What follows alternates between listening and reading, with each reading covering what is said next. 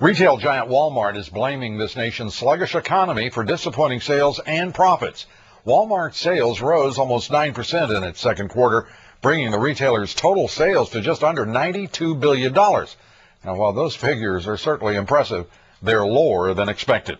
Walmart says Americans are buying less because their paychecks are stretched too thin. Christine Romans now on the increasing financial burdens facing middle-class families. I'm retired. I know when I go to the food, you need more money for everything. Right. It's like pressure now. Everything has gone up. Fuel, cost of living, housing, taxes, especially taxes. These Walmart shoppers, a view also held by the CEO of Walmart, who said millions of his customers are stretched to the limit by gas prices and an increased cost of living. Walmart's CEO Lee Scott said it is no secret that many customers are running out of money toward the end of the month.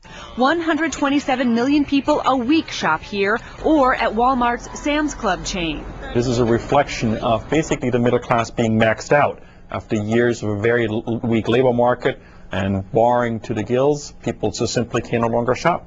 This grim view contrasts sharply with the president's recent assessment of a thriving economy. Our economy prospers when we trust the American people with their own paychecks.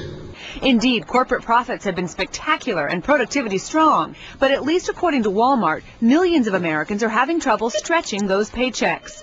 Heather Boucher is studying what it costs for Americans to make ends meet. Gas prices go up or energy prices go up, that's going to take a larger chunk out of somebody's paycheck if they're at the low end, and those are the kinds of folks that are shopping at Walmart who are then going to have less money to be spending. Similarly with food, as we see food prices go up, that's going to take a bigger share out of a low-income family's paycheck. And Walmart's diagnosis of the economy is worth paying attention to because Walmart is the largest private employer in the world and the largest retailer. The Walmart CEO said the payroll cycle is more pronounced today than ever before. That means more and more Americans wait to go to the store until they receive that next paycheck, Lou.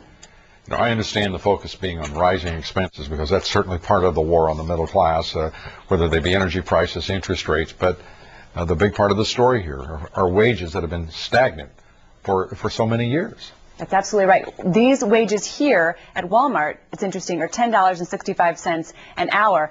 Walmart's actually kind of replacing some of the jobs in some of these communities because of its huge juggernaut of importing goods from China. So there's two-pronged approach here on the war on the middle class. China now is ranked, Walmart is now ranked as China's export markets among all nations. Depending on who you talk to, either the 5th or the 3rd. Way up there, one of the top export markets for China among nations is Walmart. It's incredible, and there is a moral in this story as well, and that is the fact that this major principal recipient of Chinese imports, which the Bush administration and the academic orthodox free traders have said would bring low-cost goods to our shores, in point of fact, what we're finding is the truism. If you pay people a living wage, they can live well. And what we're seeing is a reduction because of lower wages and fewer middle-class jobs in purchasing power. And that's just a policy that's got to change, and it's got to change soon. Even for Walmart's benefit as one of the principal perpetrators. Christine, thank you very much. Christine Romans.